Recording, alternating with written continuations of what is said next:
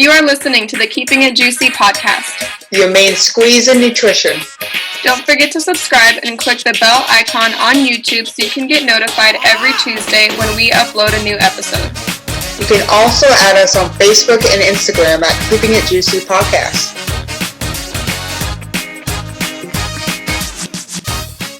Hello. Hello. Welcome to episode 47, the part 1 of our gut month. Well, the poop is definitely in the poop.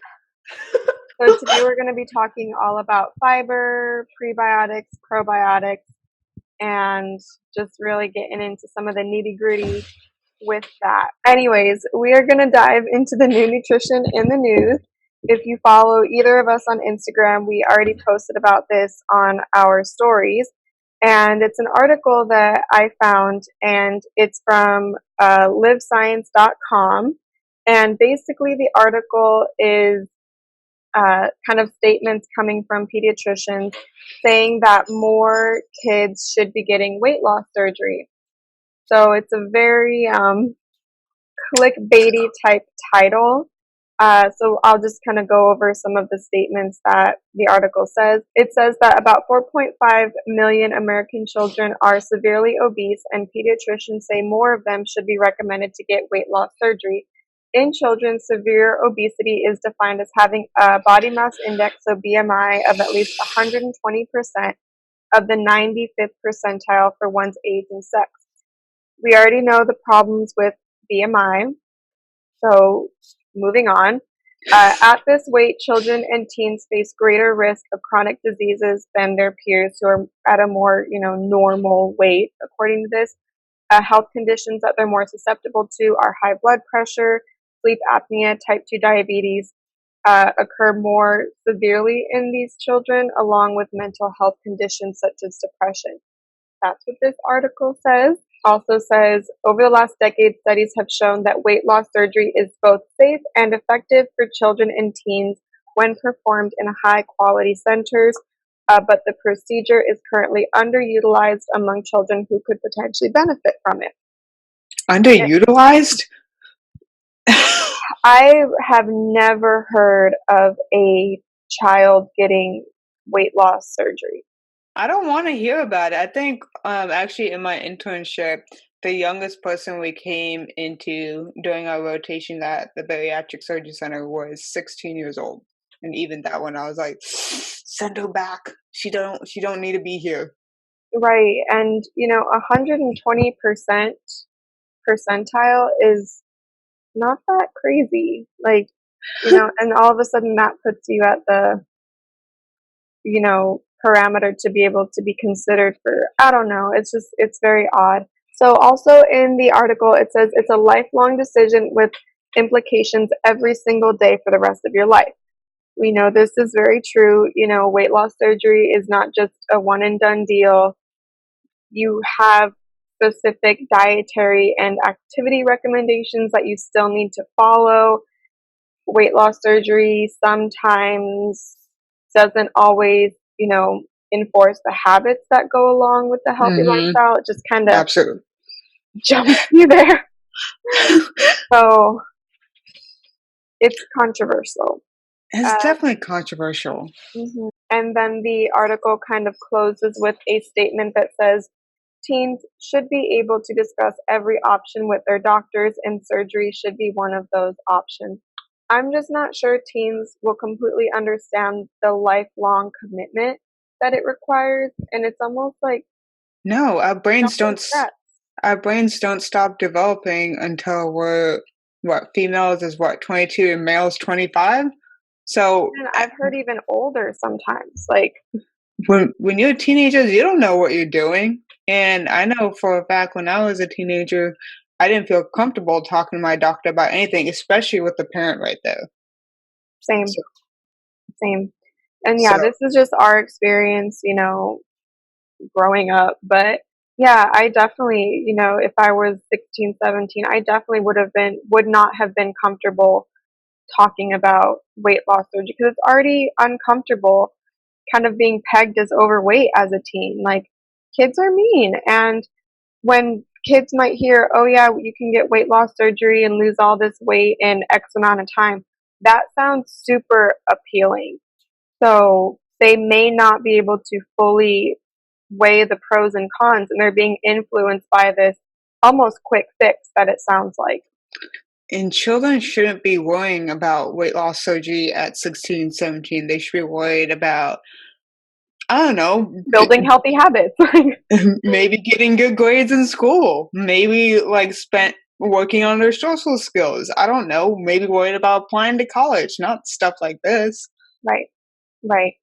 So we would love to hear your thoughts. Is there circumstances when maybe weight loss surgery is the best option? Maybe.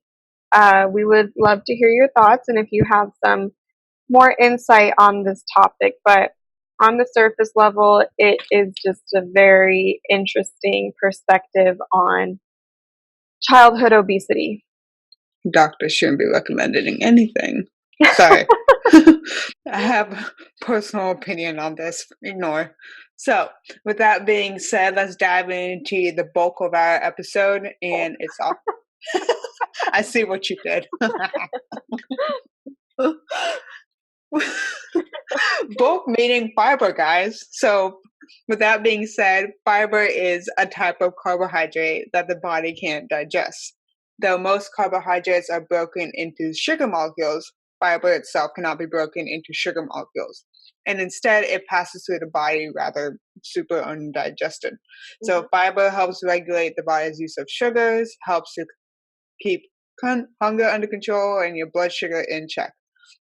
Dietary fiber can be categorized as being either soluble or insoluble fiber. Most plant foods contain a small amount of each, and it is important to include a variety of both as part of your diet. We'll touch more upon supplementation later on. Mm-hmm. So that's, fiber at a very surface level. We are sure most of our listeners know what fiber is, so we're not going to dive too deep into that. We're also going to dive into what are prebiotics and probiotics. So prebiotics are natural, non-digestible food components that are linked to promoting the growth of the helpful bacteria in your gut. Simply said, these are good bacteria promoters. Yes, there are good bacteria and bad bacteria. Not all bacteria are bad. Most of us know this as well. Prebiotics can improve gastrointestinal health as well as potentially enhance calcium absorption. So, good bacteria in your gut. Prebiotics do include fructooligosaccharides such as inulin and galactooligosaccharides. Say that 3 times fast. Go. Big word. Very big word. So you can get your prebiotics in a multiple of places such as banana, onions, garlic, leeks, asparagus, artichoke, soybeans, and whole wheat foods. And if you don't like that, you're kind of shit out of luck.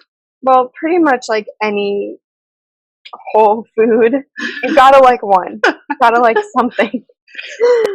At least one. So moving on, probiotics are the good bacteria or live cultures. So just like the ones that are naturally found in your gut, these are active cultures that can help repopulate your intestinal bacteria to help balance that gut flora. This functional component can improve immunity and overall health, especially GI health. For instance, probiotics have been used for management of irritable bowel syndrome and its symptoms. A lot of our immune system lives in our gut. You have a lot of microbes in your gut, and they are all very important. So keeping that balance of your gut flora is essential. We will get into that more in different episodes, such as like the gut-brain relationship. So to get more probiotics, most of us hear this a lot, but yogurt, kefir products, aged cheese, kimchi, sauerkraut are also big ones. Pretty much anything that is like fermented. So, why is fiber important? Why is prebiotic important? And why is probiotic important? Well, lucky for you, we're going to go right into that. So, ultimately, prebiotics or the good bacteria promoters and probiotics or the good bacteria work together synergistically. So, they're like, I don't know, a really good. They're really good friends. Yeah, they're very. I would say best friends. So, so what I mean by that is like, for example, you can enjoy them together by, for example, putting bananas on top of yogurt. So you have a little bit of prebiotic in the banana, a little probiotic in the yogurt, and then you can stir fry asparagus with tempeh, which is a win-win. So that's one option. So, in regards to fiber, there is new research about it that says it can play a role in preventing food allergies. So, which is actually kind of interesting. That's tends to be pretty new. Again, this theory comes down to the interaction between fiber and bacteria in the gut. Scientists theorize that people are not producing the right gut bacteria to tackle foods commonly associated with allergies like peanuts and shellfish, which is, if you guys are food or science majors, you know that's one of the top allergies is peanuts and shellfish. Mhm. So without the right bacteria, particles of these foods can enter the bloodstream via the gut. Fiber helps produce a bacterium called Clostridia, which helps keep the gut secure. Reasoning explains why fiber might help people with asthma, which is another interesting thing. Unwanted particles escaping the gut and entering the bloodstream can cause an autoimmune response like an asthmatic inflammation. So there was an animal study in 2013 that found that mice eating a high fiber diet were less likely to experience asthmatic inflammation than mice on a low or average fiber diet. So, what's the bottom line? At a minimum, prebiotics and probiotics are keys for good gut health, which affects many other areas of the body. Incorporating health promoting functional foods, such as foods containing prebiotics and probiotics, into the diet aids in creating a healthier version of yourself. For specific advice on obtaining prebiotics or probiotics for your own specific health needs, especially if you have any GI issues or a weakened immune system, always contact a registered dietitian. They tend to there's a couple of specialized dietitians in the gut area. So if you just look it up or research it in your area, you should be able to find a couple.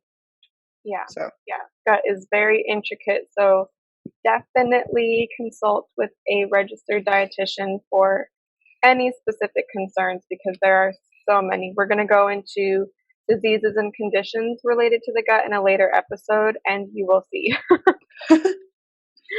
So, moving on to how we get them, we touched a little bit on this, but this is specific to fiber. Great sources of fiber are whole fruits, vegetables, whole grains, and beans.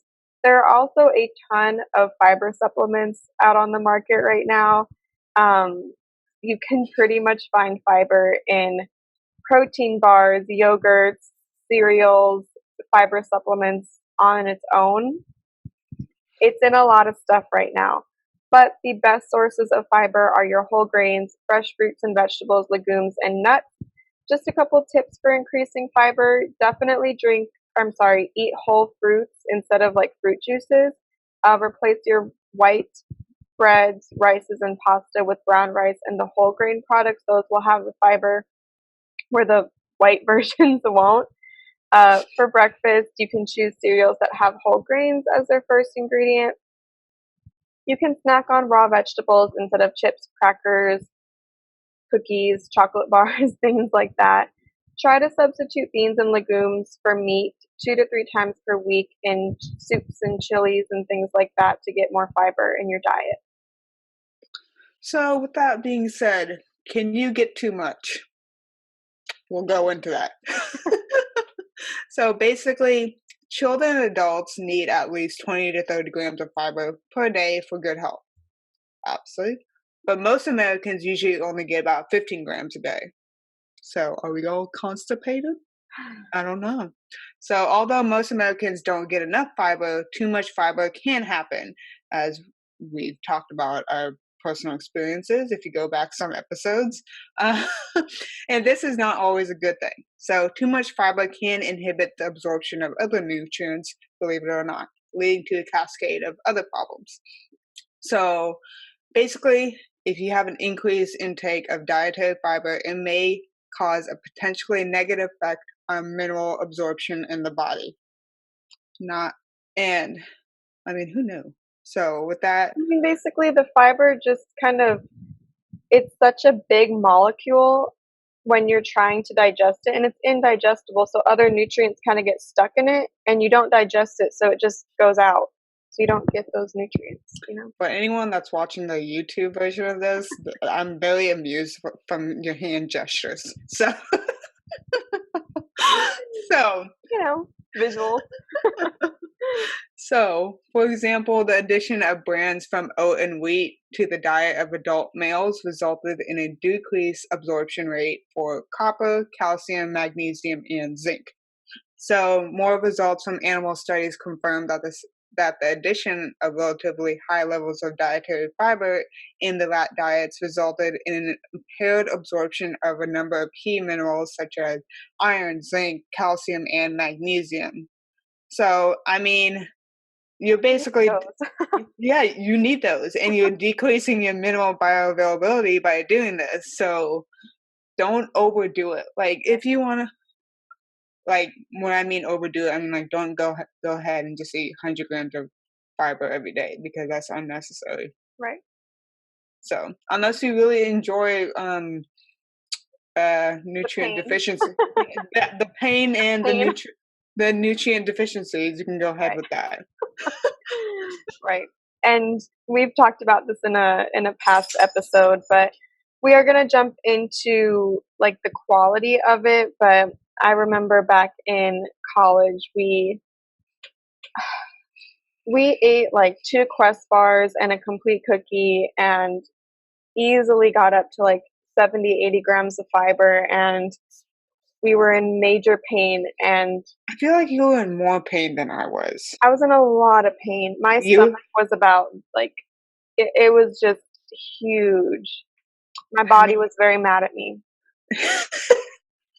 so don't eat all the Quest bars. Right. So moving into quality, Quest bars are obviously fortified with fiber. Hmm. So I think a Quest bar has 20 something grams of fiber. So that could be a substantial part of your daily fiber. Yep.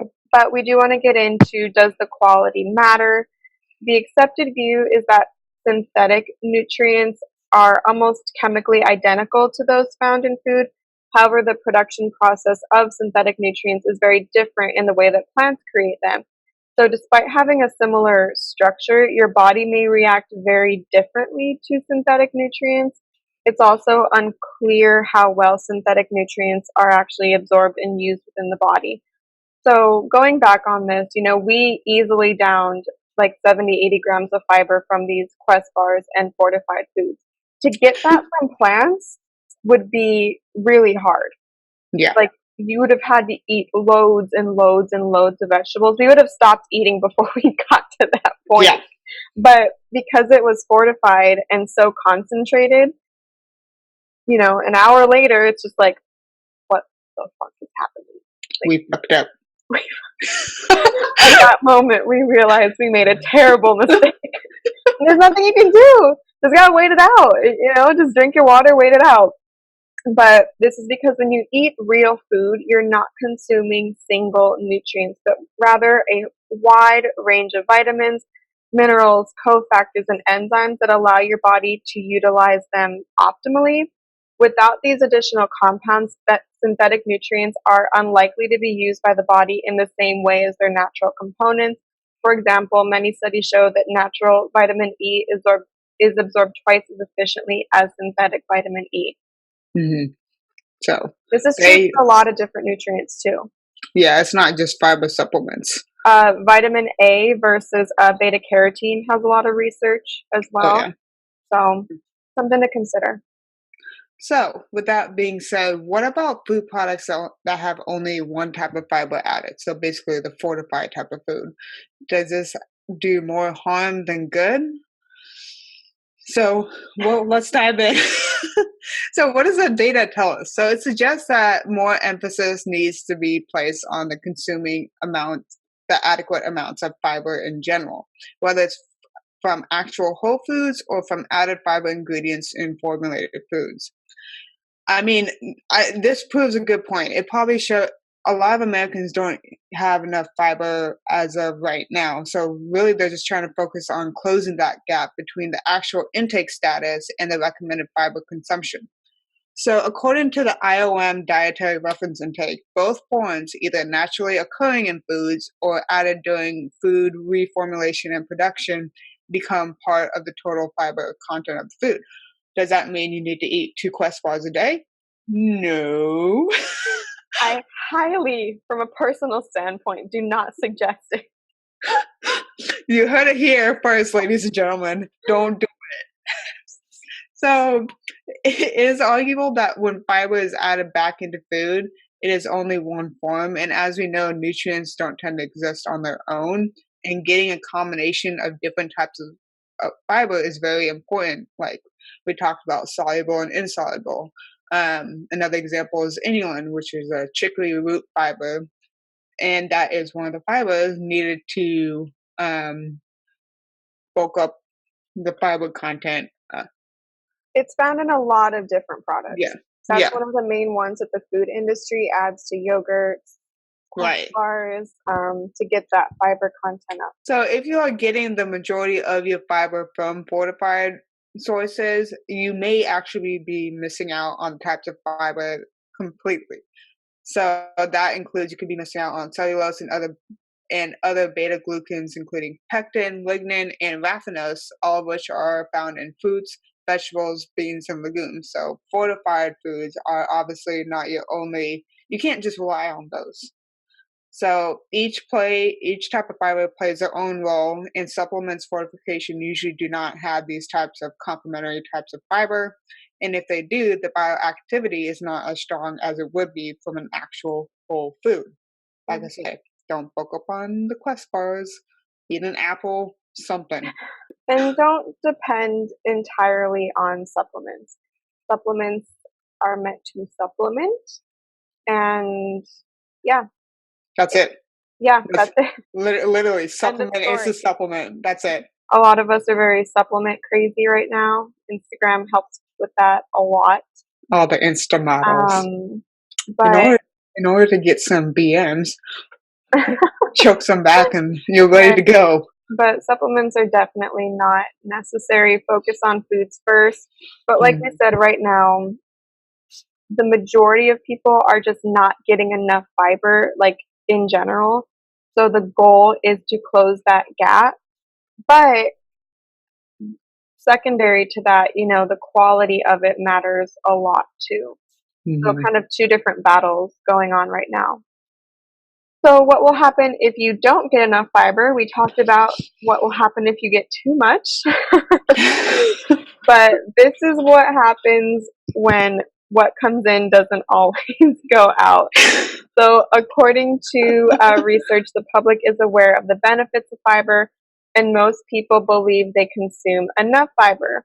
However, research shows that only about 5% of the population meets recommendations, and inadequate fiber intakes have been called a public health concern. It is a nutrient of concern.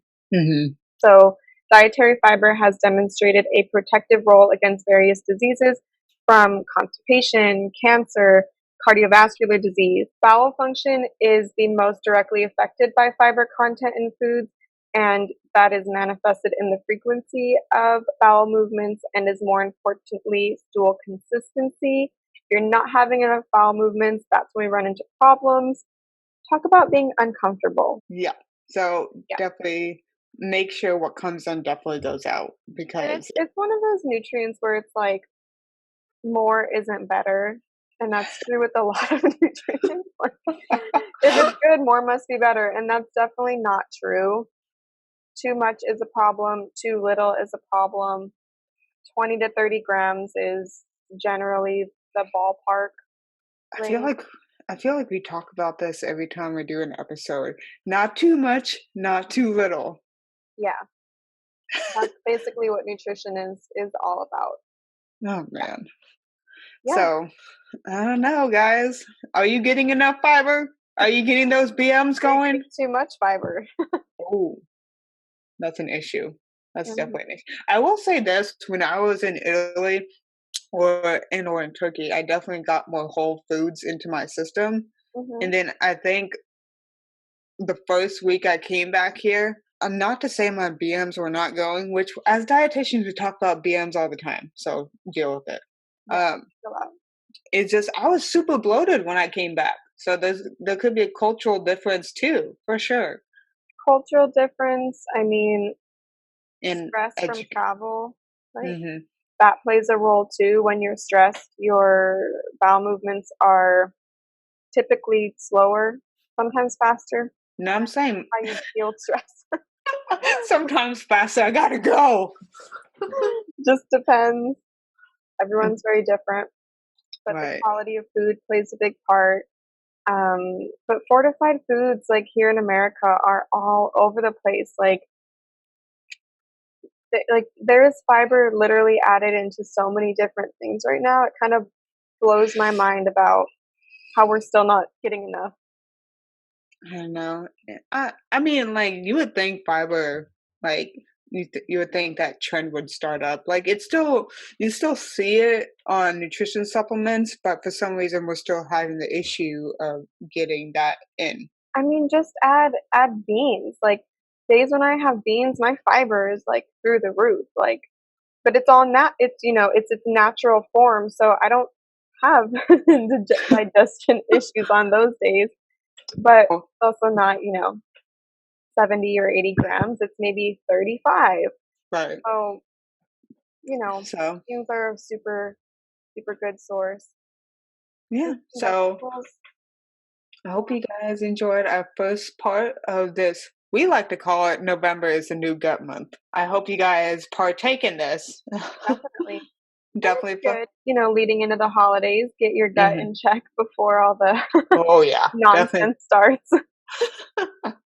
But yeah, if you have any requests on specific gut questions, we'll definitely add them into our kind of agenda we have. So please let us know. But with that, we will close out with our social media shout out of the week. It goes to Lab to Life Nutrition, and it is ran by Lauren Gardner, who is an registered dietitian. She has her master's as well. She is a sports dietitian, and her page is really awesome. It's just great practical tips for athletes. There's food pics, exercise tips, and much, much more. So thank you so much Thanks for for the supporting support. us, Yeah, and we see you. We see you. We we appreciate all you. we're watching. Thank you guys for listening, and we will catch you in the next one. Bye, guys. Bye. Thanks for listening to the Keeping It Juicy podcast. Your main squeeze in nutrition. Don't forget to subscribe so you can join us every Tuesday for a brand new episode. Also, you can find us on Instagram and Facebook at Keeping It Juicy Podcast. We'd love to hear from you, so please leave us a review 5 stars, no less. on whatever platform you're listening to, or send us an email at keepingitjuicypodcast@gmail.com. Or if you have any topics you'd like for us to touch upon, shoot us an email. Until next time, don't do anything that I wouldn't do.